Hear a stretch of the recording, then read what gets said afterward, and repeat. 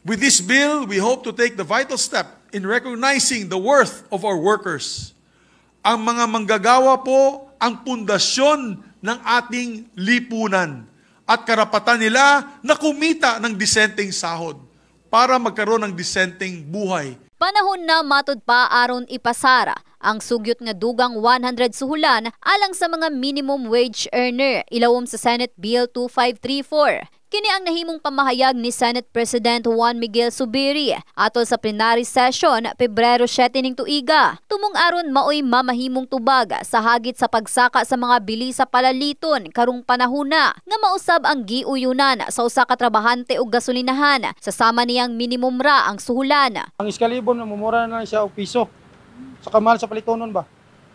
Ay sa pagkapigado pod sa panahon dapat na pod sakaan sad. Amo kong trabaho, para saan ako adre, ngani among trabaho, kulang kayo among sweldo gid sa tinuod lang, kulang kayo. Bisan pa nga weekly ang sweldo ni ini, apan dili gihapon kini paigo alang sa iyang pamilya, karon pa nga aduna kini ginapaeskwalang anak. Kay pasanan, dili pa gani high school pa kong anak, kulang kay siya. Okay na siya kung masakaan. Okay arang murag makarang-arang pa siya, maka-plaster makapamalingki ginagmay. Karon pigado gyud. Ang mag-uumapod nga si Genesis Nada. Bisan siya makaingon nga ang 1,000 pesos ni ini karon, sinsilyo na lang itandi kaniadto nga daghan pa siya og mapalit. Ang 1,000 wakabot 2 kadlaw, 3 kadlaw, urot na dayon. Labi nagnantay estudyante. English ra gyud. Inaut po dun ta kontinuod lang ilang istorya nga dungag-dungagan po nila.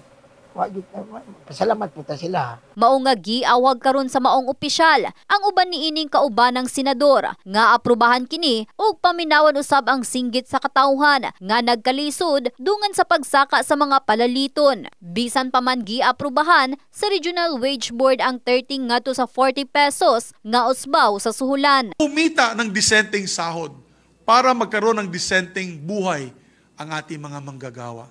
So I enjoin our colleagues to support us in the passage of this bill.